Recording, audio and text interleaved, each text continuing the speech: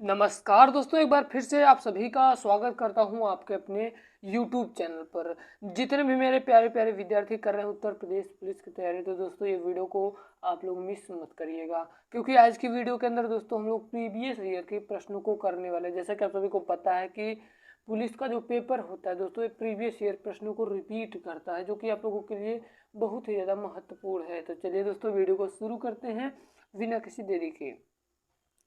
पहला प्रश्न है कि सितंबर 2018 में किस भारतीय राज्य के पहले नागरिक विमानपत्तन का उद्घाटन किया गया था? तो दोस्तों याद रखिएगा, इसका राइट आंसर हो जाएगा ऑप्शन नंबर ए वाला, सिक्किम। और दोस्तों आप सभी को बता दूं कि मैथ का प्रैक्टिस सेट बहुत जल्दी चलने वाला है, और हिंदी का भी।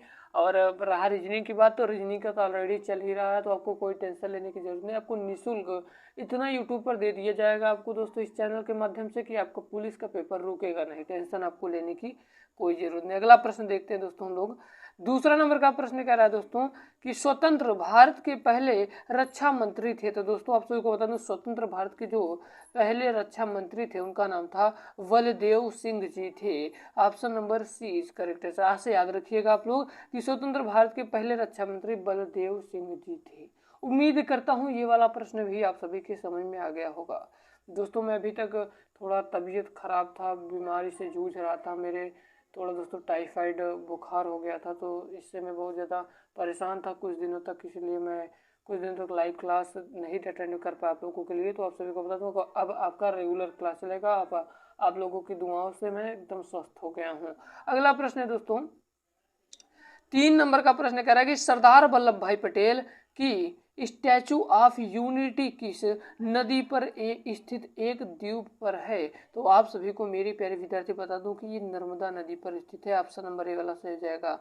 जो सरदार वल्लभ भाई पटेल जी हैं उनकी जो स्टैचू ऑफ यूनिटी है वो दोस्तों नर्मदा नदी पर स्थित एक द्वीप पर है। उम्मीद करता हूँ ये तीसरा नंबर का प्रश्न भी समझ में आया होगा। चलिए 4 नंबर का प्रश्न देखते हैं। पुष्प के किस हिस्से में पराग का उत्पादन होता है? तो दोस्तों आप सभी को बता दूं इसका राइट आंसर हो जाएगा ऑप्शन नंबर सी वाला, पराग कोश। Option number C is correct answer हो जाएगा। हम लोग चलते अपने 5 नंबर के प्रश्न की ओर। 5 नंबर का प्रश्न कह रहा है कि कौन सा जीवाणु अंडाकार या गोलाकार होता है? तो दोस्तों आप सभी को बता दूं इसका करेक्ट आंसर आप लोग अपने कमेंट बॉक्स में जरूर बताइएगा। हम देखते हैं हमारे कितने प्यारे विद्यार्थी एक्टिव हैं। आपको कुछ भी करके इसका आंसर आपको बताना ही होगा। देखते हैं हमारे कितने स्टूडेंट रेगुलर हैं और काम कर रहे हैं लगातार।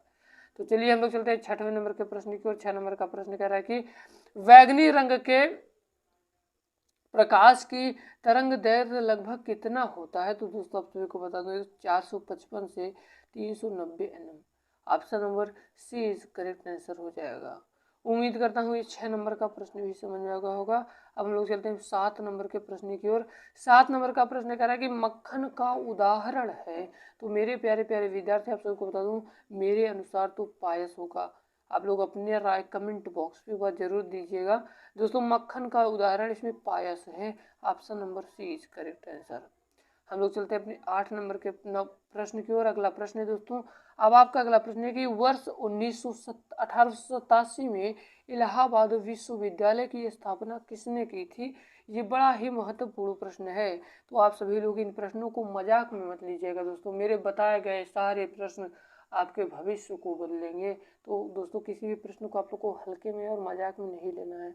तो आप सभी को बता दूं राइट आंसर हो जाएगा ऑप्शन नंबर सी वाला, sir William Muir. Option number C is correct answer. हम लोग चलते हैं अपने अगले प्रश्न की ओर। दोस्तों आपका 10 नंबर का प्रश्न कह रहा है कि पहली महिला मुख्यमंत्री वर्ष 1963 में नियुक्ति की गई थी, उन्होंने किस भारतीय राज्य सरकार का नेतृत्व किया था? तो दोस्तों आप सभी को बताओ इसका करेक्ट आंसर हो जाएगा ऑप्शन नंबर ए वाला, उत्तर प्रदेश।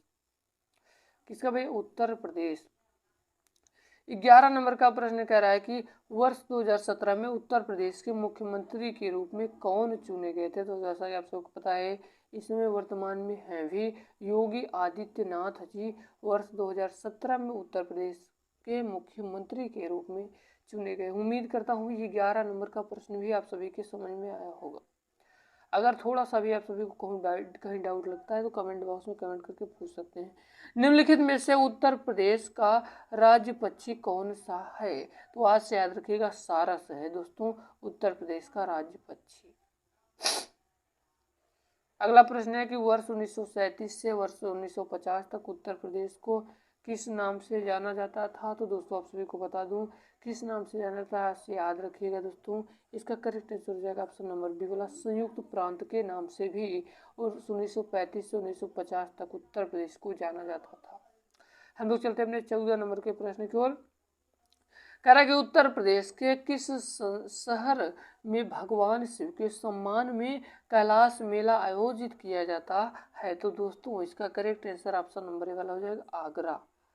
उम्मीद करता हूँ आप सभी के समझ में आ रहा होगा। अगर आपको समझ में आ रहा है तो अपने दोस्तों के साथ एक बार साझा जरूर करिएगा वीडियो को दोस्तों, क्योंकि ज्ञान फैलाने से ही आपका ज्ञान बढ़ता है।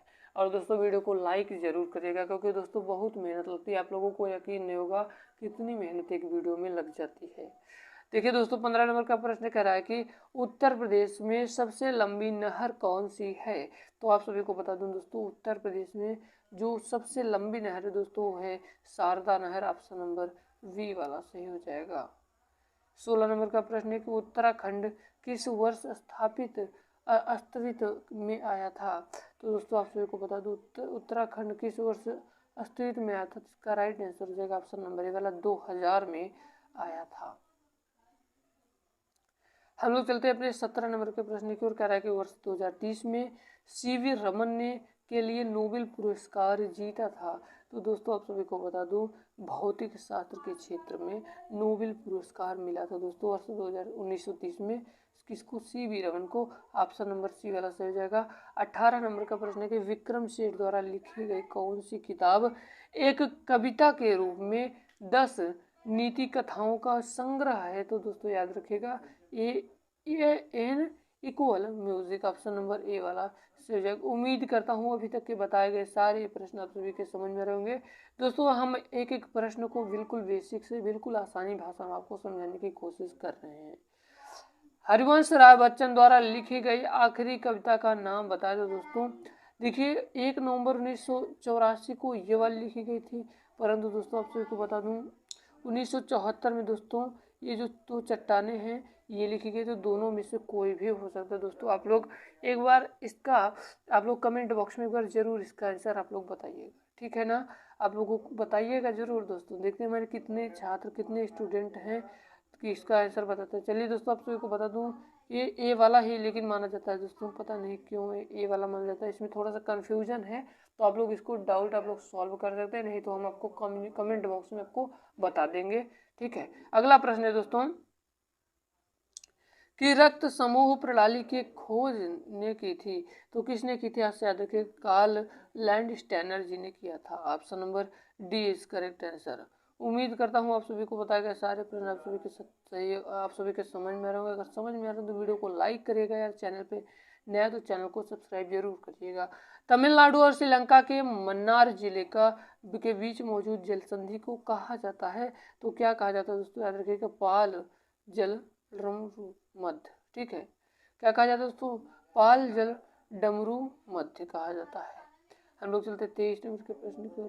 कह रहा है कि निम्नलिखित में से संयुक्त राज्य अमेरिका यानी यूएसए किस राज्य की सीमा संयुक्त राज्य किसी अन्य राज्यों की सीमा के साथ साझा नहीं करता है? तो दोस्तों याद रखिएगा इसका करेक्ट आंसर हो जाएगा option number B Alaska.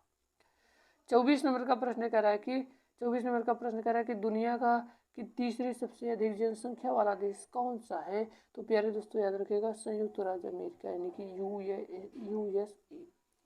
25 number का प्रश्न कह रहा है कि निम्नलिखित में से कौन सा संयुक्त अरब अमीरा का एक यानी एक अमीरात नहीं है? तो दोस्तों याद रखिएगा आप सभी को बता दूं 125 नंबर का प्रश्न है, इसका करेक्ट आंसर ए वाला हो जाएगा मस्कट। 26 नंबर का प्रश्न कह रहा है दोस्तों निम्नलिखित में से कौन सा शहर बहरीन की राजधानी है? तो याद रखिएगा दोस्तों इसका करेक्ट आंसर हो जाएगा ऑप्शन नंबर सी वाला मनामा। अगला प्रश्न दोस्तों कह रहा है कि पहली महिला लोकसभा अध्यक्ष कौन थी? तो याद रखिएगा मीरा कुमार थी। ऑप्शन नंबर बी वाला सही हो जाएगा।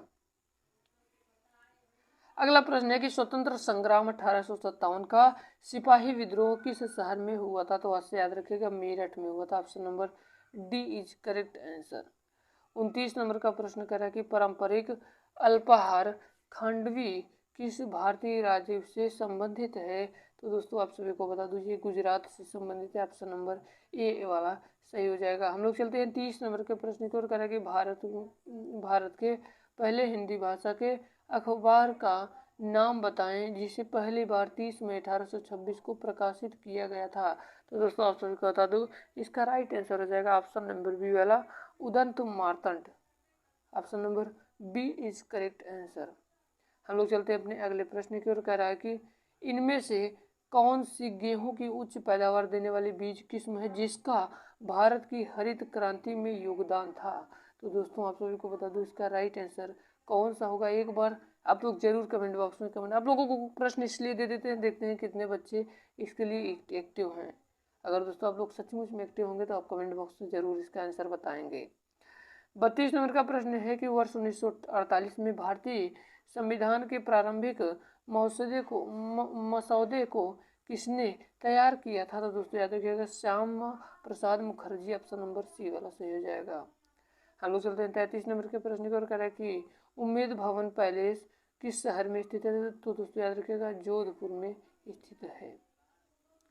दोस्तों आज का अगला प्रश्न, लास्ट प्रश्न आज का है दोस्तों कि लावड़ी किस भारतीय राज्य का प्रसिद्ध लोक नृत्य है? तो दोस्तों आप सभी को बता दूं ये महाराष्ट्र का है लोक नृत्य।